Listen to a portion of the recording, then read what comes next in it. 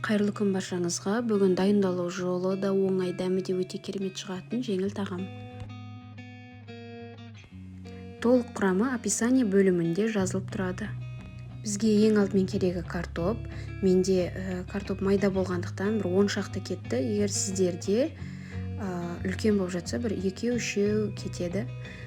Картопты ең алдымен суға пісіріп аламыз. Картоп піскенге дейін көк пиязды алдын ала майдалап турап аламыз. Егер де сізде көк пияз болмаса, орнына укроп, петрушка қосуға болады. Енді піскен картопты алып, үстіне жарты шай қасық тұз қосамыз, және де қара бұрыш, қызыл бұрыш өз қалауларыңызша қоссаңыздар да болады. Және де жаңағы көк пиязымызды қосып, жақсылап барлығын бірге араластырып езетін боламыз.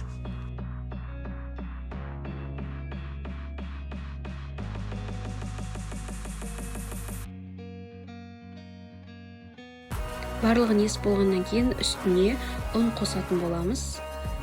Жақсылап араластырып аламыз.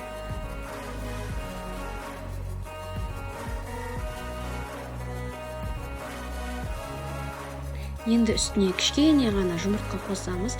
Бүтін бір жұмыртқа қоспаймыз, әйтпесе өте қолға жабысқақ болып кетеді. Жай ғана бір жұмыртқаның кішкене ғана бөлігін қосатын боламыз.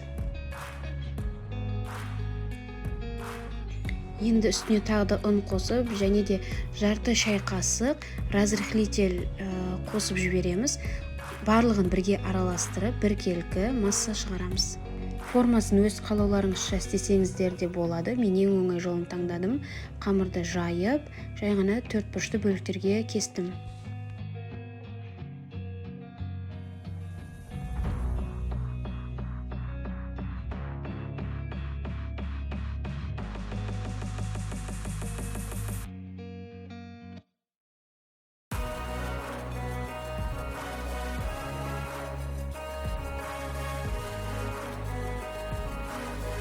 Кесіп болғаннан кейін нанның ұнтағына бір аунатып алдым.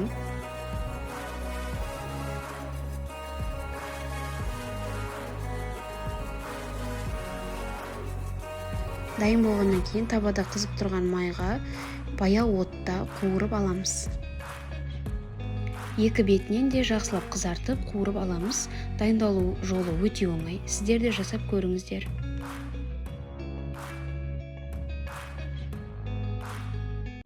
Міне барлығын қуырып алдым. Сіздерге ұнады деген ойдамын. Видеоны соңына дейін көргендеріңізге рахмет. Сіздер де жасап көріңіздер.